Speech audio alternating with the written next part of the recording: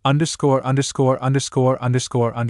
Laboon bellows. It's good to see ya. Can you move out of the way, though? Bellows rumbling. The whale moved out of the way and unblocked their path. What the hell is that? Uta shrieks. It's Laboon. What is a Laboon? It's a giant whale we met a few years back. It looks like he got bigger, too. The Straw Hat's ship passes through the waters, opening up to the sea, a lighthouse on the left side.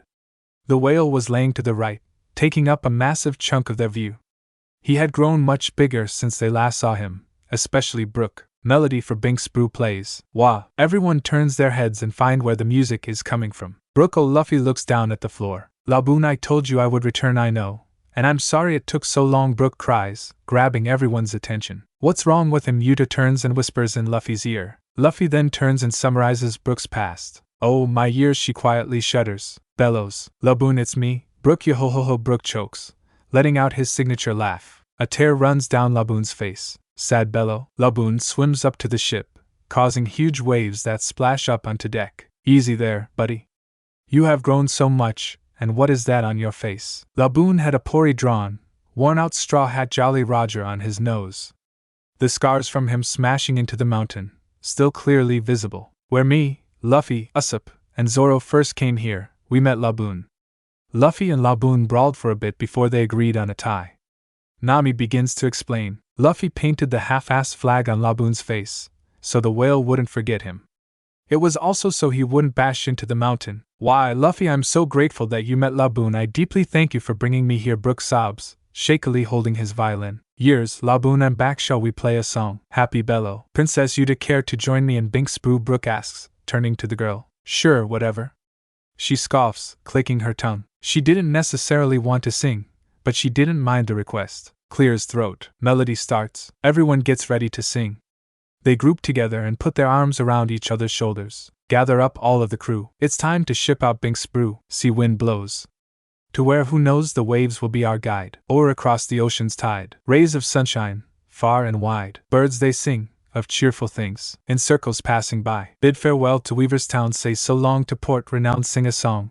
It won't be long before we're casting off. Cross the gold and silver seas. The salty prey puts us at ease. Day and night, to our delight. The voyage never ends. Gather up all of the crew. It's time to ship out Binks Brew. Pirates we eternally are challenging the seal. With the waves to rest our heads. Ship beneath us as our beds. Hoisted high upon the mast. Our Jolly Roger fizzle. Somewhere in the endless sky. Stormy winds are blowing by. Waves are dancing. Evening comes. It's time to sound the drums. But steady men may never fear. Tomorrow's skies are always clear. So pound your feet and clap your hands till sunny days return. Yo ho ho ho. Yo ho ho ho. Yo ho ho ho. Yo ho ho ho. Yo ho ho ho. Yo ho ho ho. Yo ho ho ho. Yo ho ho ho. Gather up all of the crew. It's time to ship out Binks Brew. Wave goodbye.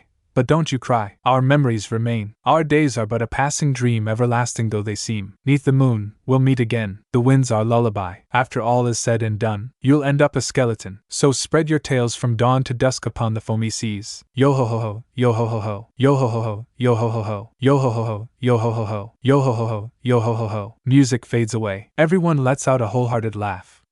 They loved singing, especially Uta and Luffy. Well, I guess that wasn't too bad. Uta laughed with a warm smile. What are you yapping about? That was awesome, Luffy protests, throwing his hands in the air. Happy bellow. See, even Laboon agrees. Laboon said that was great and that he has waited so long to see us, Chopper says, running up to the edge of the boat. And how do you know? Uta asks, scratching her head. I can talk to every animal, he responds. Awesome. Uta's eyes flash with curiosity.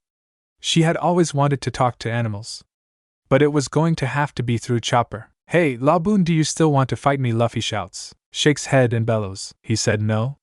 He has seen how strong you are and doesn't want to be hurt. Chopper translates. Shishishi, I wouldn't want to fight me, either. Someone's cocky, Uta mumbled. Hey, this is great and all, but we gotta go, a storm is coming. And a big one, Nami shouts, running up to the helm. Ah, man, Laboon, it was nice seeing you again, buddy. It indeed was.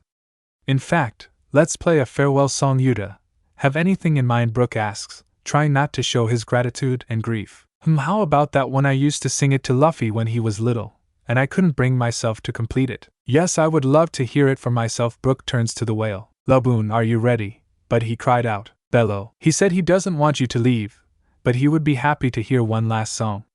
Chopper states. Uta hums. Princess Uta, may you please begin? TCK, alright, just once more.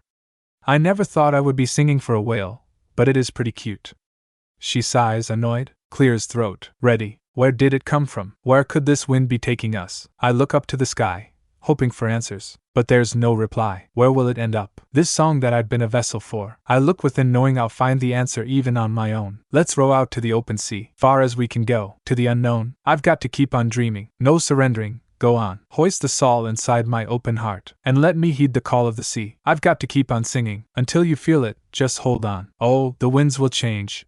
I promise you my voice will see us through to the end. A wind begins to blow, alarming Nami.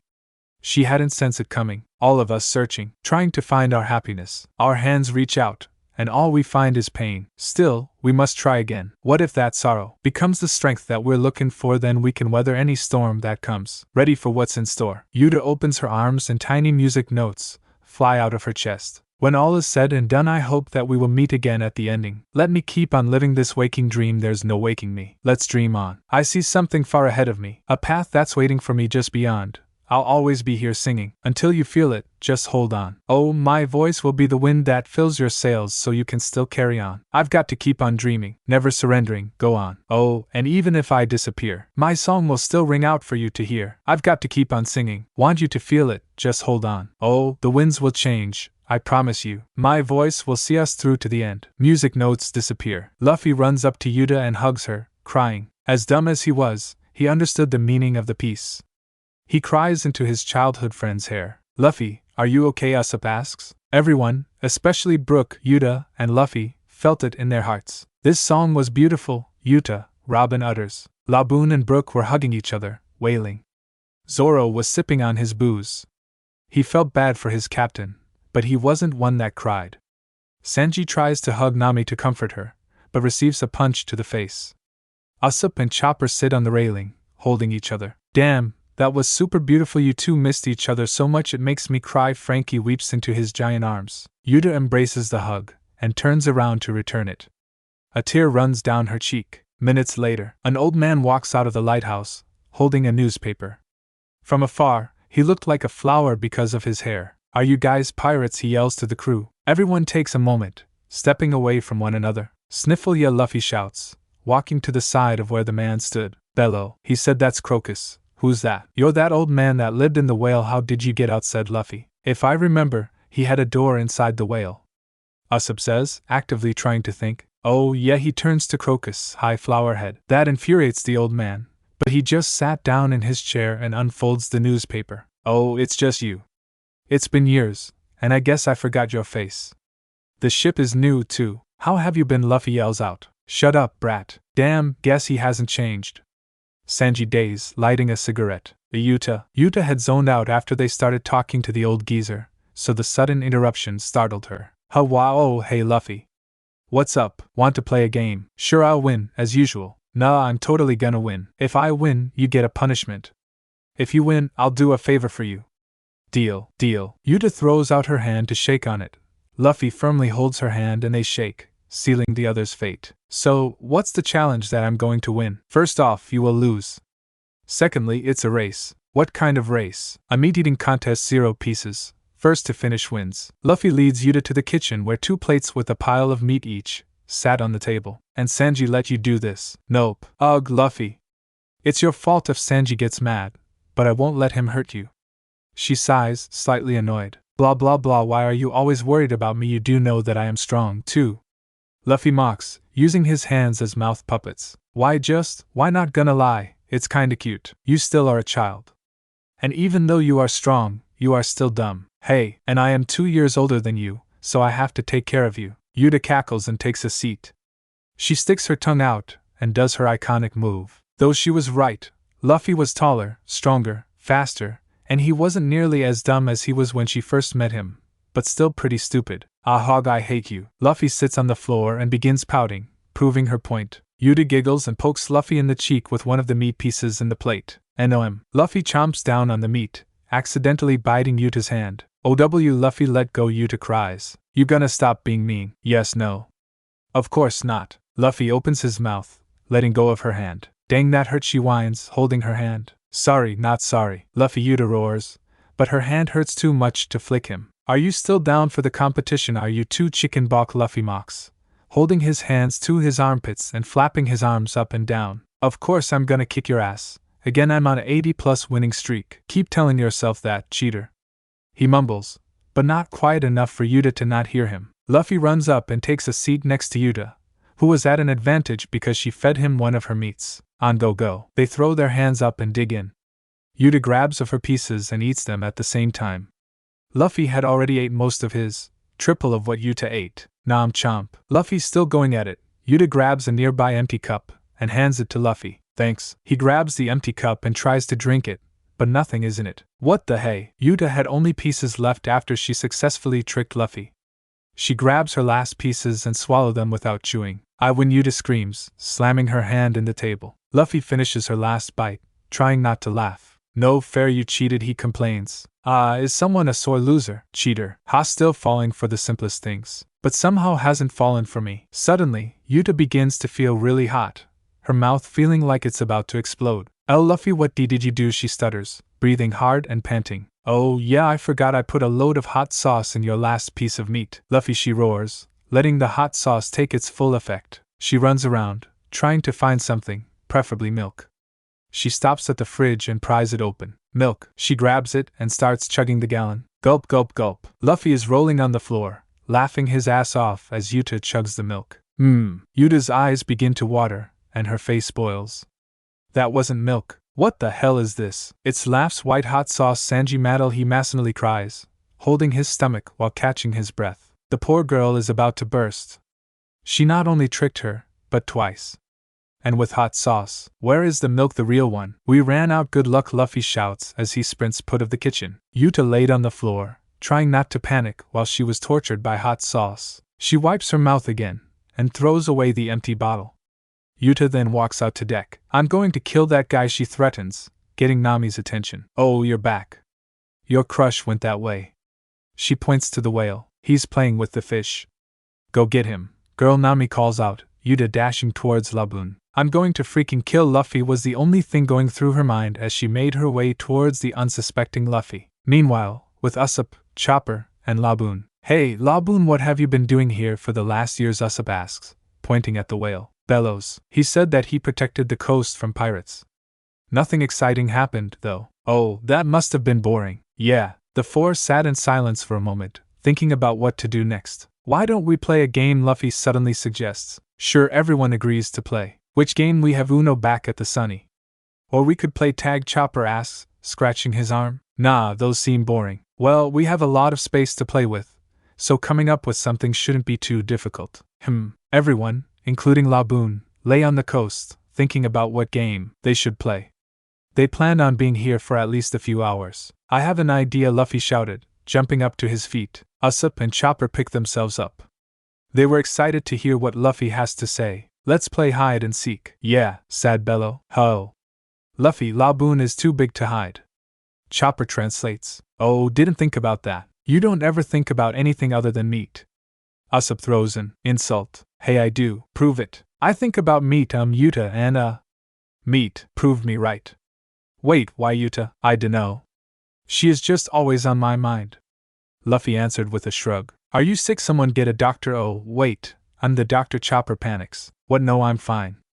Luffy assures. Weird. Even though you guys aren't together, you still act like you are. So, I don't really blame you for thinking about your childhood friend, Usopp says. I mean, Princess Uta did have a tragic past. She was just 9 years old. Guys, she is in our crew now.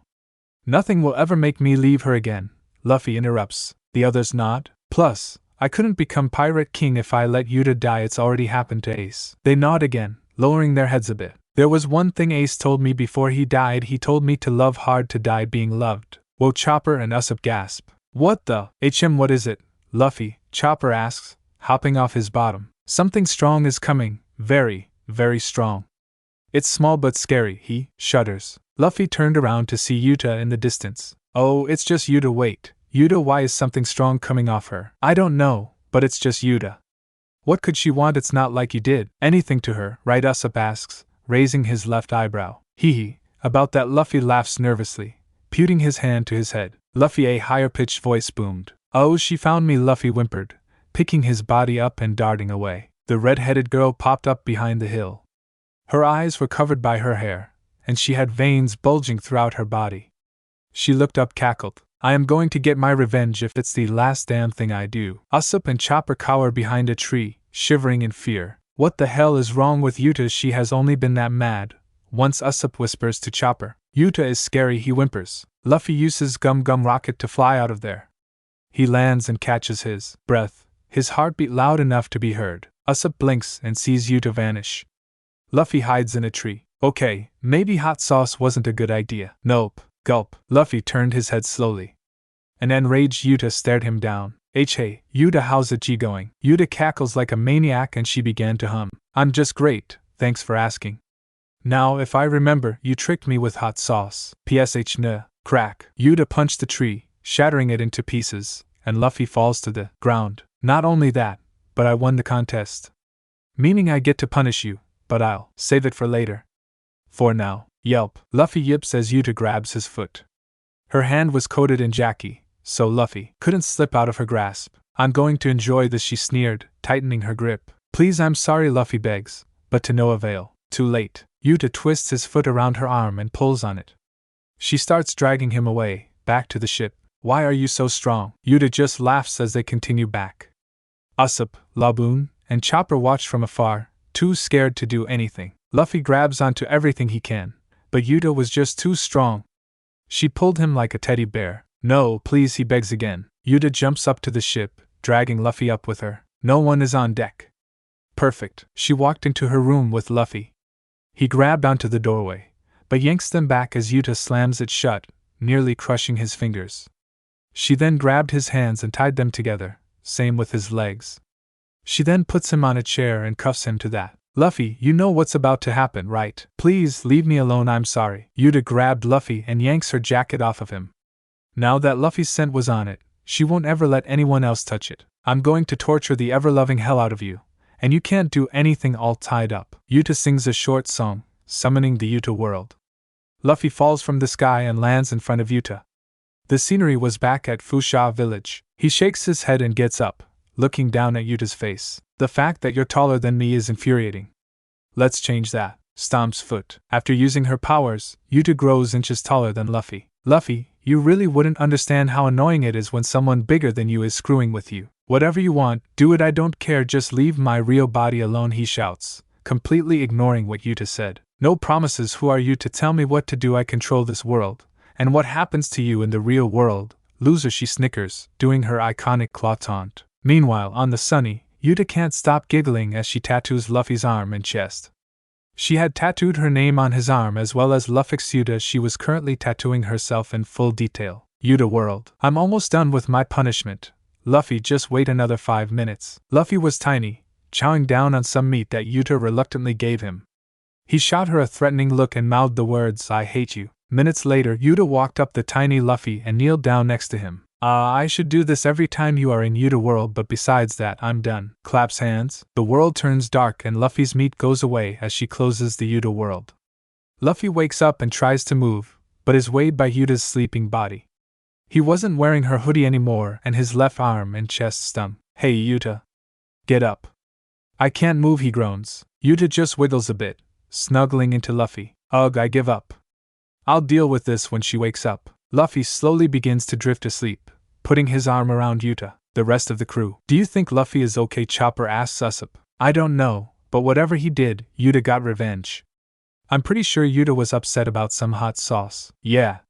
Maybe Luffy gave her the white hot sauce that Sanji made and told her it was milk." "Sounds like a Luffy thing." "Sure does." Meanwhile, Nami, Frankie, and Robin were discussing on where to go next. Nami wanted to sail around and visit the better places they have been to, and maybe some new ones. Robin agreed. Frankie said it's fine as long as they can visit Iceberg. After some discussing, it was decided. They would set sail in hours. Sanji had just finished making lunch. He prepared shrimp Alfredo, a salad, some seafood cocktails for the ladies, and meat for Uta. The guys were prepared normal spaghetti with meat. "Nami, Robin, Uta, I made you some delicious lunch. About damn time." Nami yawned, walking out of her mapping room. Robin followed shortly after, holding a book by her hip. Nami took a seat in one of the chairs, reaching out for a cocktail. Robin uses her devil fruit to fill her plate quickly. Where's Uta? Robin questions. I don't know. She asked where Luffy went and I showed her. I haven't seen her since, Nami replies. Sanji opens the fridge and drops to the floor. Where's the hot sauce? He yells, alarming Nami. What do you mean? There was a whole gallon of this super spicy, white hot sauce and it's all gone. Sanji shows the girls the empty jug. The whole gallon. Luffy might know something about it. Robin giggles, sipping her cocktail. I'll kick his ass, he declared. He starts towards the deck, mumbling to himself about the hot sauce. Frankie and Jim were chilling by the helm, talking about where they're headed. Yeah, Nami said we're visiting all the islands they went to before, and his arms together to make his iconic pose. That seems nice.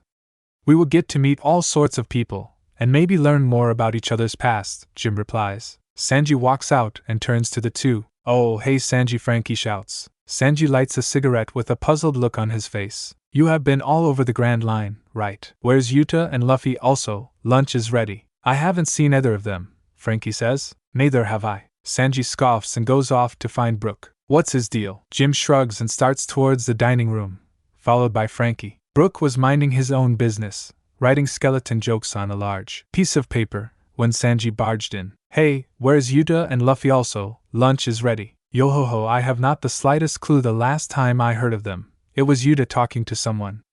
Then I heard banging and screaming. No way, Luffy. Alrighty, bye, Sanji. Sanji hurriedly leaves, worried about what could have happened. Sanji. The cook turns around and sees Chopper. Hey, Chopper. Hi. Have you seen Uta or Luffy? The reindeer turns pale and slowly nods. Tell me now.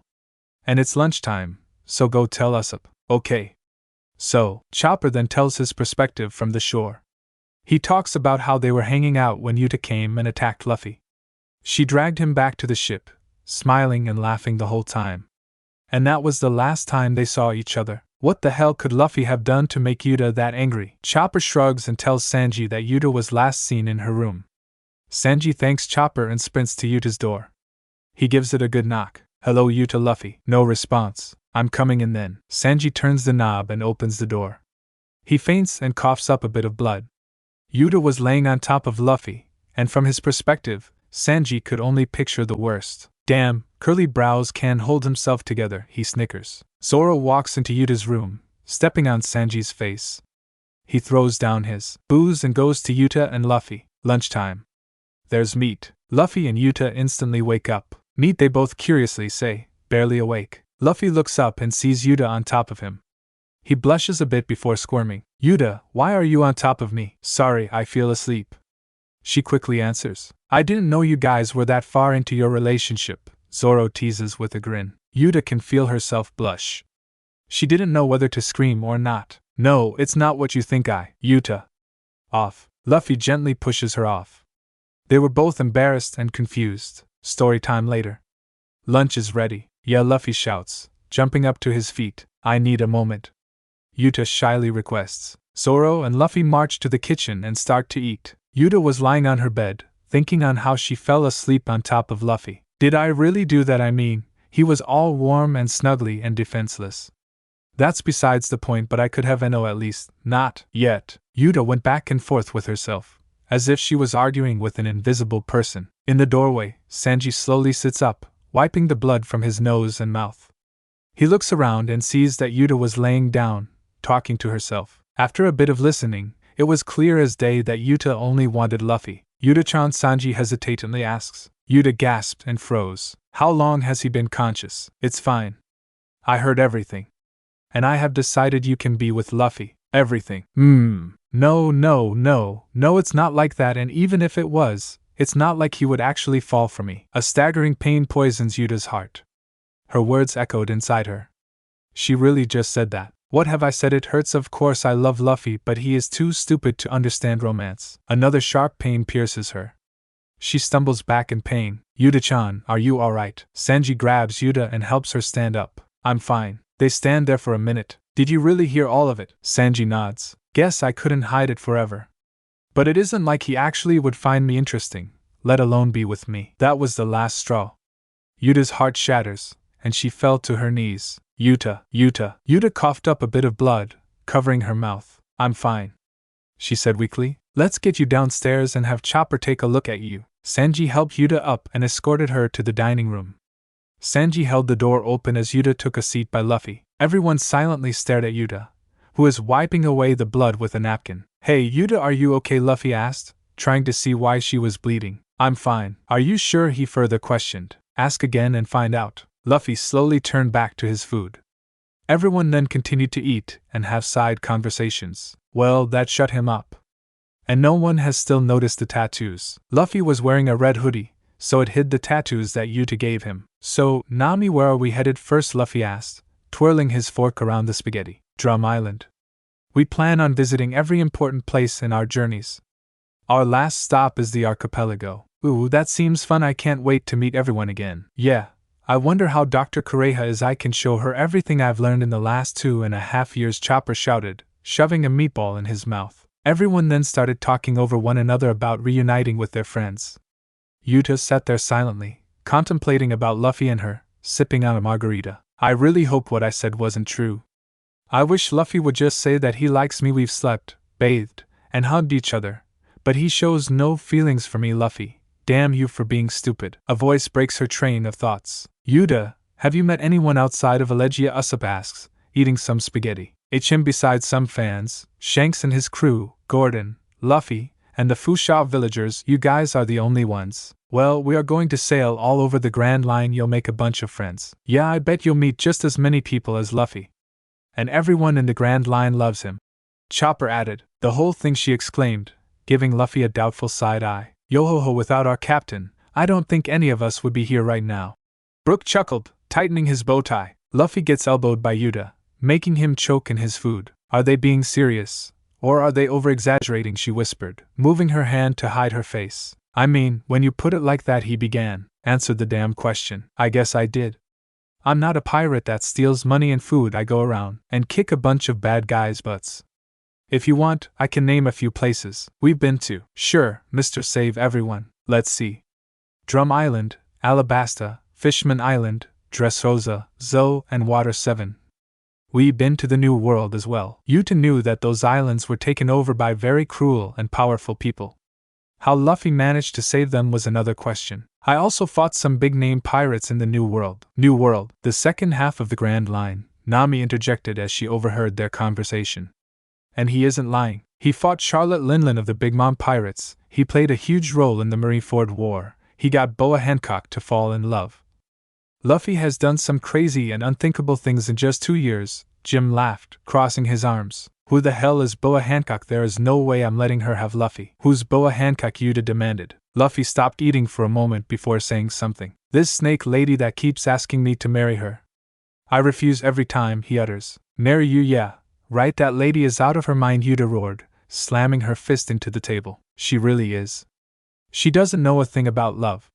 Luffy says her name, and she goes crazy, Nami said, trying to calm Uta down. She's very stupid for a warlord.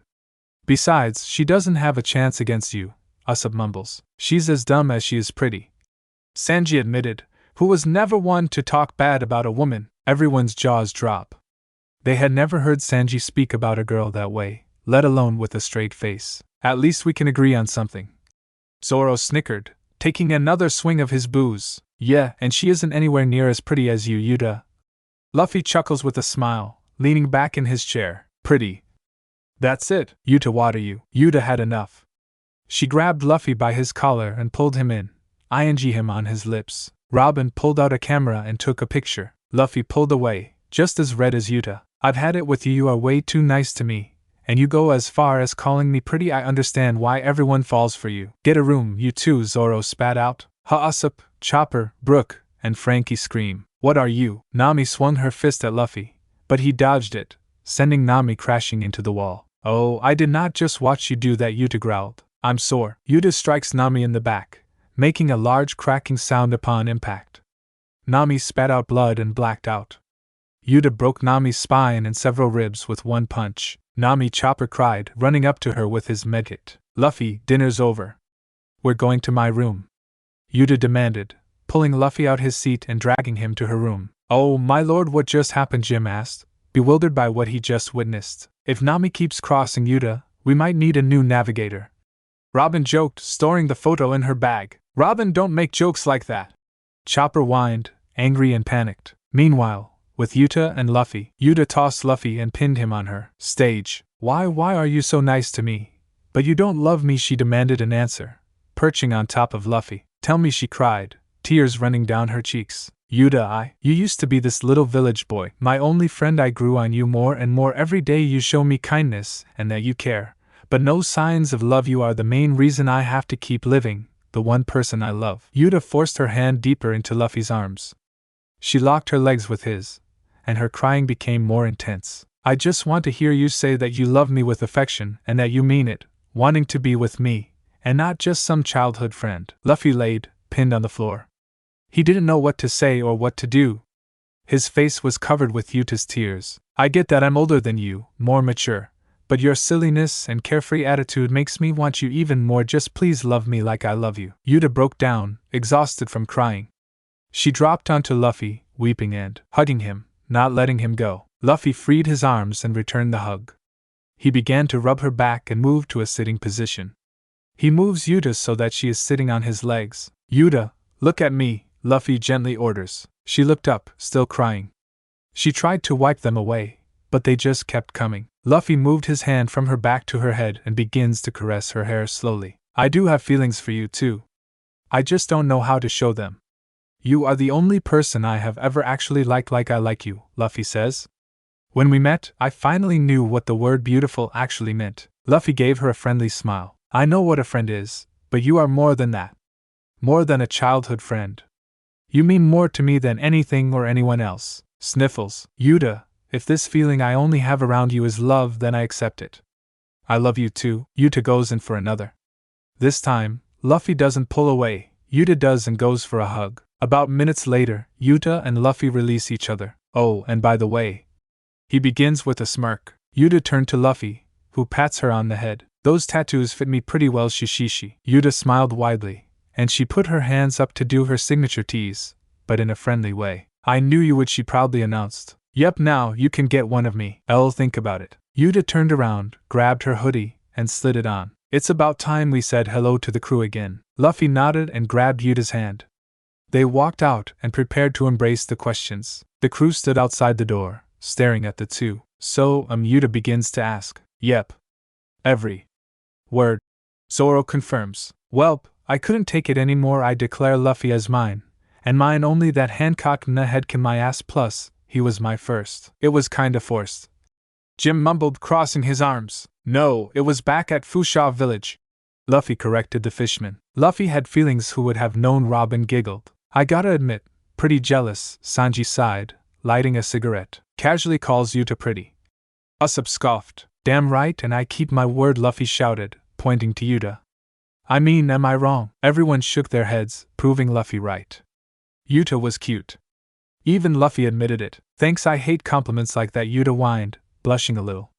They make me feel weird. Ah, look at you grabbing onto Luffy whenever you blush, Robin teased her, earning herself a cold stare. Mine, she mouthed, making everyone back up. So, now that all this happened, does that mean you're going to do everything together? Usopp asked. Yep, the two answered in unison. As in everything, does that include bathing and SL? Yep, Uta nervously cut Usopp off. Oh well, Uta made it clear that she doesn't want to keep answering those questions. There's no more food to eat, so if you're hungry, make yourself something, Sanji said as everyone started walking away. Ah man, this is all your fault, Uta.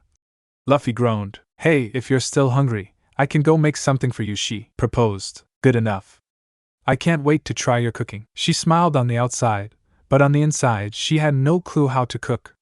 She hadn't even touched a stove or frying pan for years. What's something simple? A sandwich? Yeah, a PB&J should do. Uta leads Luffy to the kitchen. She went back to the cupboards and searched for the ingredients. She found the bread and the grape jelly quite easily but struggled to find the peanut butter. Finally, Uta grabbed a jar of peanut butter and placed them all on a counter. She grabs a butter knife and spreads the peanut butter. She puts on a thin layer and rinses the knife. Then, she spreads the jelly and places the two pieces together, forming PB&J. Tada! Uta presents her sandwich to Luffy, who takes it without hesitation. He took his time to eat. Luffy finished his last bite and licked his lips. That was great. Thanks, Uta. She took the praise and held it. She cooked for Luffy. I'm getting kinda tired. Want to sleep with me? She asked, pushing her index fingers against each other. I don't see why not. I'm gonna get ready for bed. See you later. Be there in a few minutes later. Luffy walks into Uta's bedroom. She was on her bed, scribbling something in a notebook. She was wearing some red and white pajamas, and she left her hair in. Luffy, come, lay down. Uta invited him over, patting the bed. He walks over and sits back, relaxing as he watched Uta turn the light off. I'm just going to go to sleep, I'm tired. Luffy tells Uta, pulling up the blanket behind him. Alright, don't forget Chopper's birthday tomorrow.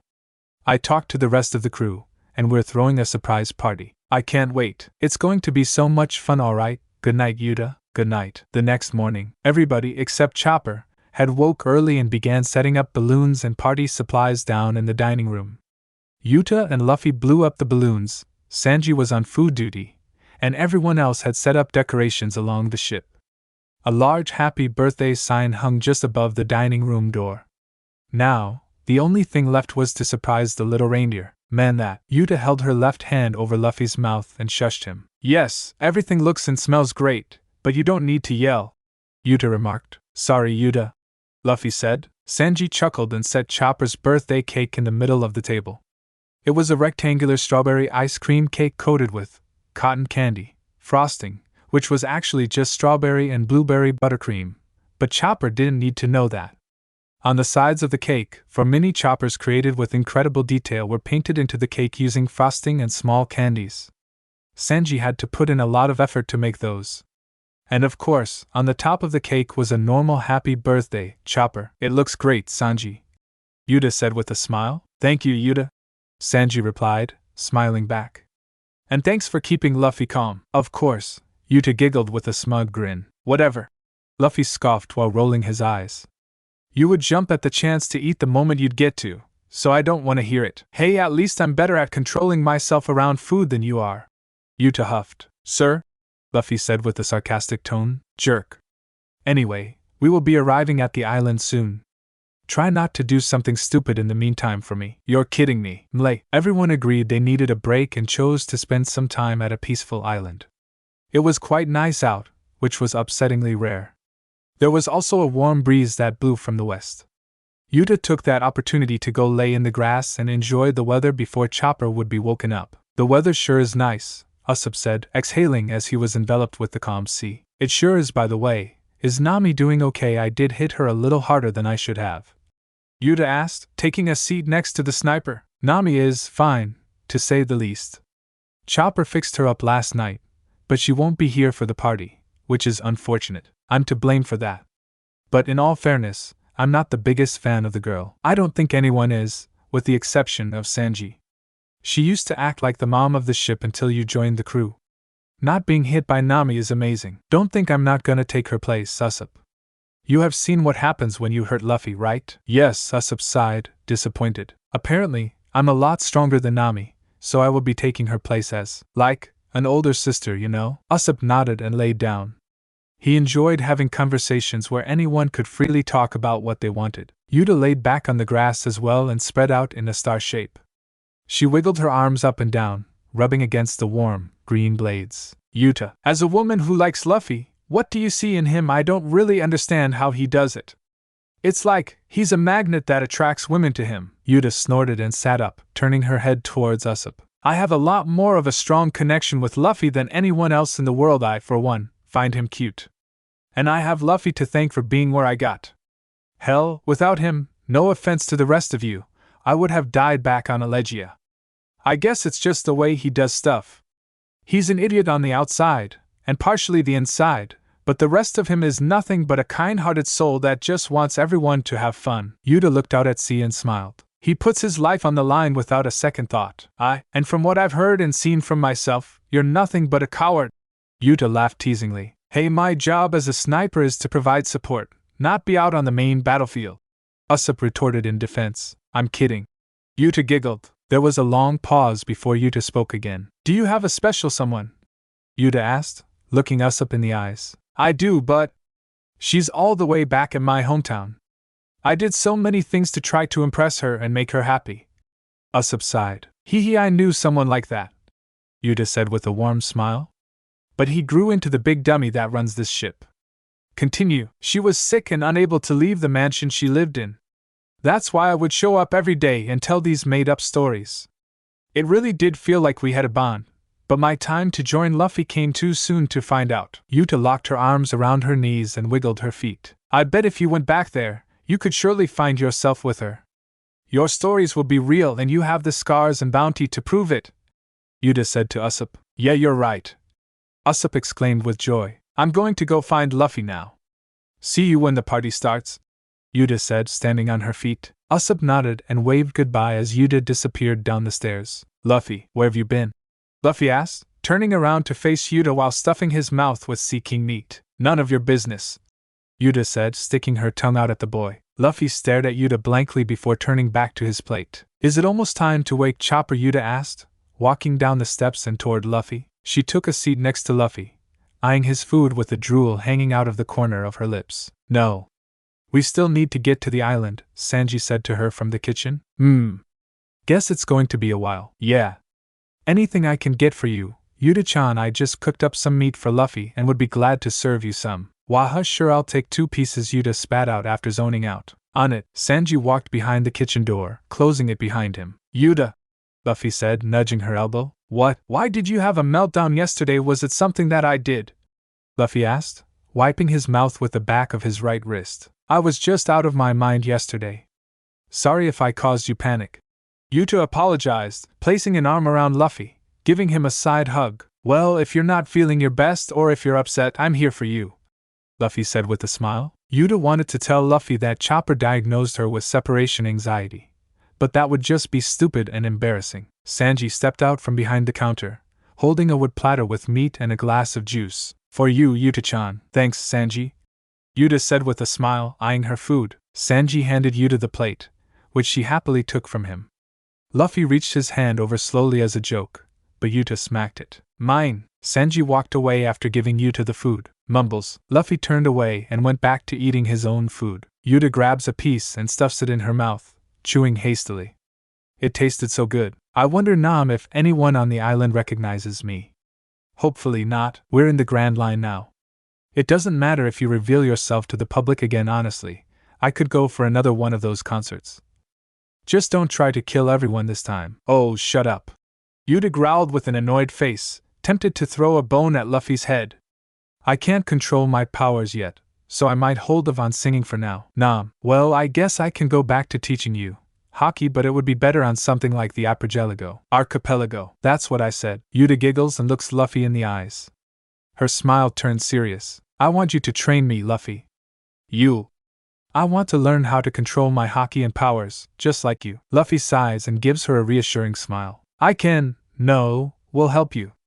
The old guy taught me the basics of Haki and how to use my devil fruit.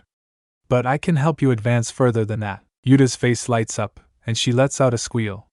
She put her arms out and hugged Luffy as tight as she could. He hugged back and brushed his fingers through her hair. I have a little gift for you in my room, Luffy said. Gasps, really? Yep, Shishishi, come on. Uta jumped up from her seat, grabbed her remaining food, and darted toward the stairs. Luffy walked up the stairs slowly, smiling underneath his hat. He then made his way to his room where Uta was frolicking around his door. Step out of the way so I can actually get in, he said, picking Uta up by the armpits and placing her aside. Fine, Uta huffed, sitting down. Luffy walked inside and grabbed a small box from underneath his bed.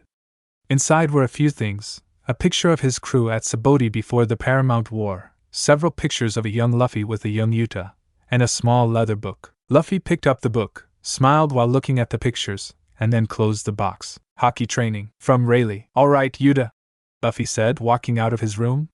Here you go. Uta had fixed herself on the railing, staring into the water. She turned around and jumped at Luffy. Gimme, she shouted, reaching for his hands. Thud. Nope, you have to make a deal with me. He snickered as Uta picked herself up. You gotta leave me alone for an entire day. Gur, fine, only today, though, she growled, reaching up for the book that was out of her reach. Luffy stretched his arms out to make it a little farther, further angering Uta. Stop being a brat and just give it to me. Uta whined. Uta's arms were high in the air, defenseless. He took that opportunity to tickle her waist. No, stop it, she cries playfully, squirming around. Do you promise to take me on my deal? Luffy asked with a smug grin. Ha ha ha, fine, just stop tickling me please. Luffy pulled his hands away and ruffled Uta's loopies. Here, he shouted, dropping the book by her feet before running away. I'm free. Uta, most curious, grabbed it and read the first few pages. Oh my god. This is way too complicated. I'll just have Luffy teach me. Someone yawns. Uta closed the book and threw it over the edge, listening as it made a quiet splash. She looked up to see a reindeer. Good morning, Uta, Chopper greets tiredly. Uta nearly jumped backwards. Gee, good morning, she nervously stutters. Crap, he's not supposed to be awake yet. Where's everyone else? Well, Nami is still in her room, but other than that. Oh yeah? Sorry about Nami, but anyway, they all went back to bed. Oh, okay, I'm going to take a bath.